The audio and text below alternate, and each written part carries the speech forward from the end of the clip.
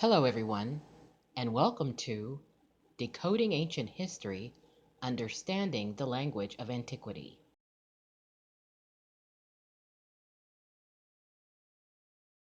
An ancient artifact has been interpreted, deciphered, and decoded. The artifact contains multi-layered messages of a metaphysical, spiritual, and technical nature. This artifact of great antiquity reads like a book in stone, a book that can be equated to a technical or engineering manual in stone. Having interpreted, deciphered, and decoded this particular artifact, I am curious as to whether or not certain individuals can bring unique perspectives to this endeavor and contribute to a broader discussion. So I'll begin this video trailer by giving viewers a little background and history about myself and how I came to interpret, decipher, and decode this particular stone artifact. It was during the mid to late 1990s that I experienced what is termed as the dark night of the soul. And as a result of my tumbling down this psycho-spiritual rabbit hole, I experienced a major shift in perception and began questioning the world and everything around me. At that particular time in my life, I had reached a crisis point which ultimately led me to question my purpose in life. During this period of time, I found myself visiting various web pages and online forums whose subject matter revolved around the study of human origins, archaeology, and ancient history, as well as information related to the occult, esotericism, and related symbolism. As a matter of fact, it was my visitation to some of these online forums and web pages where I first learned about the existence of the petroglyph that you see before you. Long story short, it would be over the course of several years that I would find myself learning about various spiritual and esoteric concepts and combining all of the knowledge and wisdom that I had attained thus far in order to begin making connections between various cultures and societies of antiquity. But little did I know that all of these activities would ultimately culminate and unfold as the realization and the manifestation of my soul's purpose, that being the multi-part presentation that I am presenting before you now. As I reflect back upon the time when I initially began working to decipher and decode this petroglyph back in 2016, it never really dawned on me as to just how old this stone tablet really was. During the process of interpreting the tablet, I was mainly focused on how many of the concepts that I had been learning over the years seemed to fall right into place with the hidden messages that were emerging from the artifact, kind of like putting puzzle pieces of information together, which resulted in a living narrative of sorts. What I mean by living narrative is that the information encoded within this stone tablet was created many thousands of years ago, and that it has survived the passage of time in order to convey a timeless message. In order to appreciate just how old this artifact is and the part of the world where it originates, let's listen to a brief video clip where Matt Lacroix, in an interview with Alex Ferrari, talks about the Royal Ashburnopal Library and the age of many of the cuneiform tablets and artifacts that have been discovered. Well, what about when we go to the ancient Sumerians, the very first civilization that ever exists on the planet? Now, quickly, I got to point out that I'm talking about the Proto-Sumerians, not the version that's told for a 6,000-year window with this later time period of civilizations that emerged in that same region. And we're going to get into that in a minute. But the original Proto-Sumerians, I believe, was the first civilization on Earth. And we have ancient cuneiform tablets that discuss that entire creation aspect and lowering of kingship to create these cities. Okay. Now, according to the Sumerians, they left behind these tablets that have been found in ancient libraries. Like the most famous is the Royal Ashurbanipal Library that was found in the area called Nineveh, which is the area around Mosul today in Iraq. And in 1849, a man named Austin Henry Layard discovered the greatest library that's literally ever been known to mankind. And most people talk about the Library of Alexandria all the time, but they don't talk about this. And because the Library of Ashurbanipal and later the Royal Ebla Library have the largest catch of cuneiform tablets in the world. And cuneiform is a type of writing where you etch symbols into clay or stone, but when you do that, it allows it, if you bake the clay or if you're in stone, it allows it to be preserved so much longer than any other form of recording information that you could ever have. Like, for instance, paper records is 500 to 1,000 years, and 1,000 years is stretching it. That's only if you get a place like the Tibetan library, like the Cave of 1,000 Buddhas that I talk about, where they found some of these ancient maps back in 1901 with R.L. Stein. That cave, the only reason those manuscripts were able to survive for 800 years, and that's how old they are when they were found, was because it was a very dry environment where they were sealed off. But that's not that long. 800 to 1,000 years in terms of looking at our past is really not very long. But how about something like cuneiform and these stone and clay that can last 5,000-10,000 years? And that's exactly what he found. In the library in 1849, he found over 30,000 cuneiform tablets. And in those, after they finally translated them, they found things like the Sumerian king list, as well as the Uruk list of kings and sages that almost nobody talks about. Because some people will say that the Sumerian king list is not accurately dated, yet they ignore the fact there's a whole nother set of tablets that agrees with it from another standpoint. And what they say in those tablets is they give the reigns of these ancient kings. And they lived and they ruled for enormous amounts of time.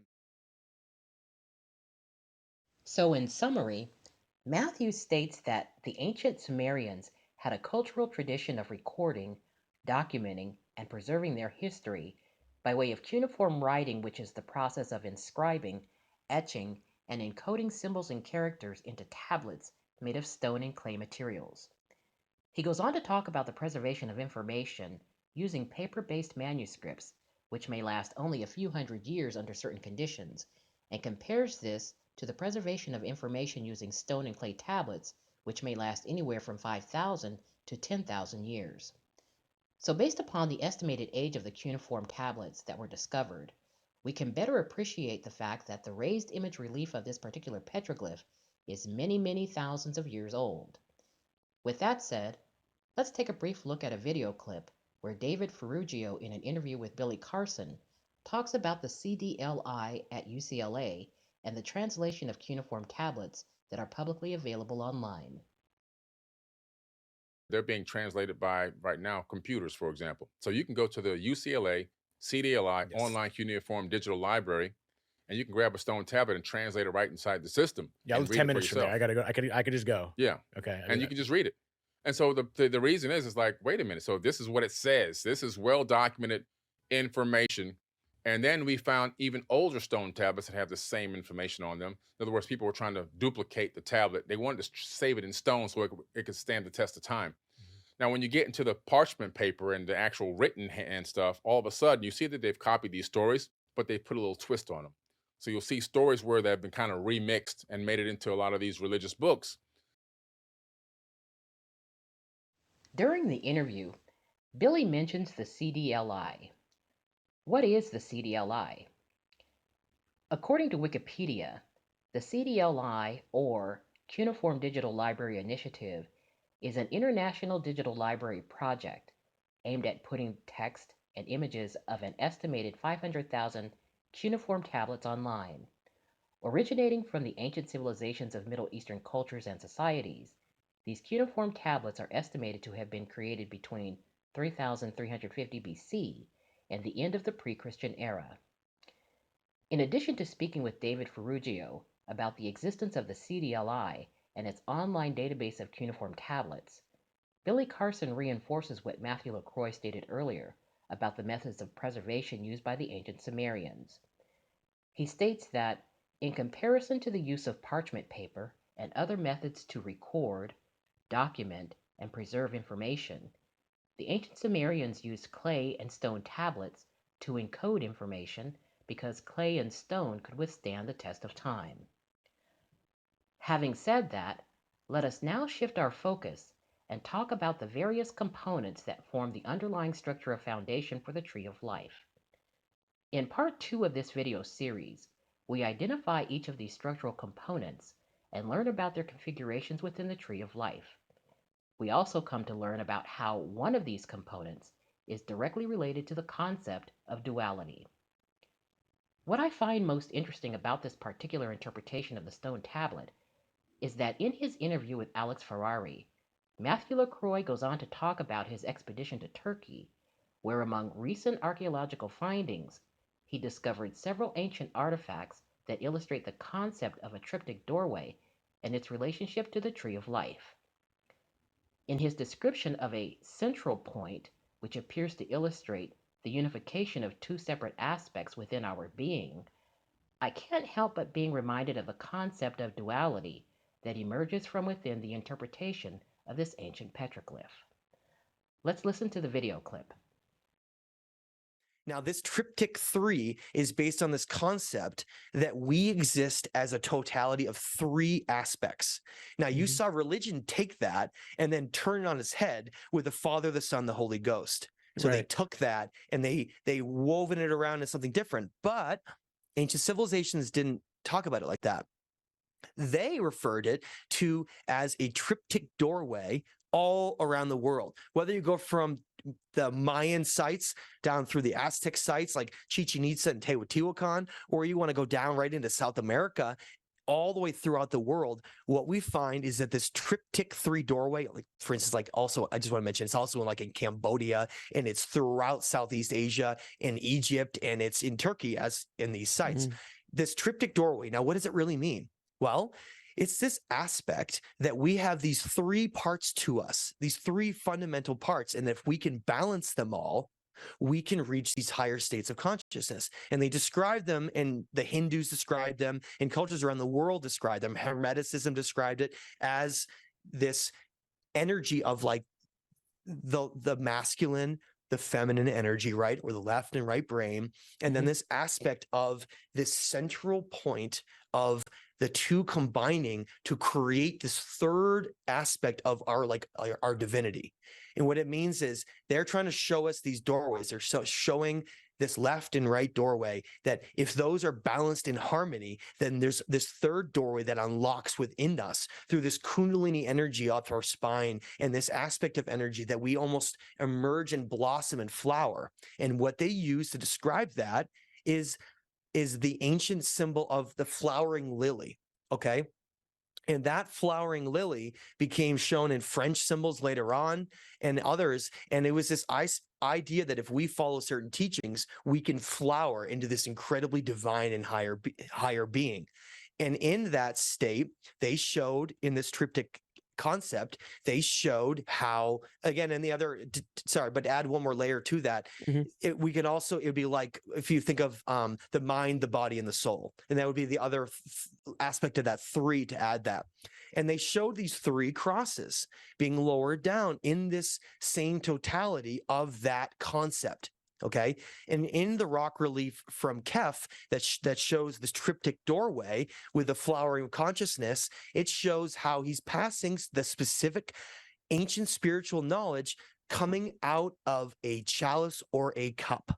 So it shows this ancient god Haldi, okay, who's also his name is Haldi or Haldi, but I can't say that over and over again because it hurts my throat. So we're going to say Haldi. Haldi is shown with the very first cup, chalice, ever in history. And he's taking out of that a seed of life, or the pine cone.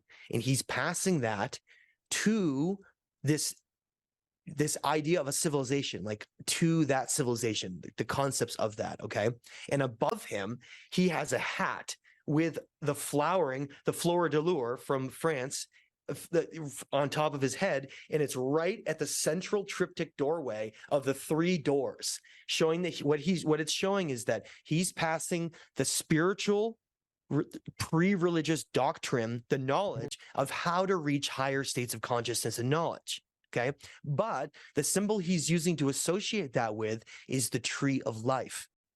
The tree of, once you learn what the tree of life means, whether it's an ancient Sumer, which they show the same symbols, by the way, that's why you know, or it's at this Ararat civilization, the tree of life symbolizes balance and harmony. Okay. So if he is passing the knowledge of the tree of life, the balance of harmony, with the triptych doorways, how to reach higher states of consciousness, then it means, with the associated 3 crosses, that the crosses being equal on all sides, not that's a matters. The crosses being equal on all sides represents, drum roll, right? It's what I believe is, it's simply the harmony and balance of all. The harmony and balance within, without, as above, as below, because we see hermetic concepts designed into that box as up above, below, above, below, the hermetic concept of as above, so below. And it shows the triptych doorways as being a step pyramid with the levels, and then an inverted one below. So what I'm trying to say is, you could go stare at that Kef box relief for hours and hours, and I have, and I can't even tell you how many hours I've stared at it, and you will discover something new every time. And what the point of that is they were handing down the ultimate knowledge, the knowledge of Hermeticism, which is the knowledge of reality, the knowledge of energy, ascension, and within us to reach that, realizing like they're handing down the keys to how to become gods. That's what this is. And the cross originally was supposed to be associated with the chalice and the tree of life and the step pyramid that became the Chicana symbol in South America, as balance and totality of harmony with all. And that unlocks the doorway to reach that kingdom within that was talked about by Christ through Jesus Christ as that concept of teachings. So imagine finding that origin point, Alex. As it relates to the concept of duality, Darius J. Wright, in an interview with Alex Ferrari, describes the configuration of the construct, where he ultimately refers to our existence as the game of duality. Let's listen to the clip. Now, when you go through the many different realms, right, they have different names. These realms have different templates, right? So one of them I'll share here is realm 5, which is the heavenly realms. Heaven is within the construct that we are within. It's not actually on the other side. It's within here. It's a certain template within the I'll just call it the frequency. Yeah, well, I'll just call this construct the game of duality, right? Let's just call it that. That's the thing.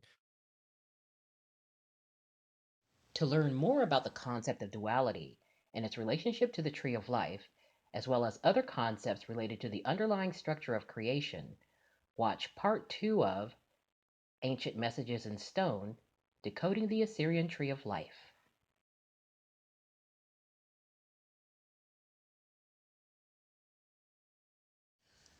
Well, that's it for this video. Please be sure to like, share, subscribe, and don't forget to hit the notification bell to be notified when we post new videos. Until next time.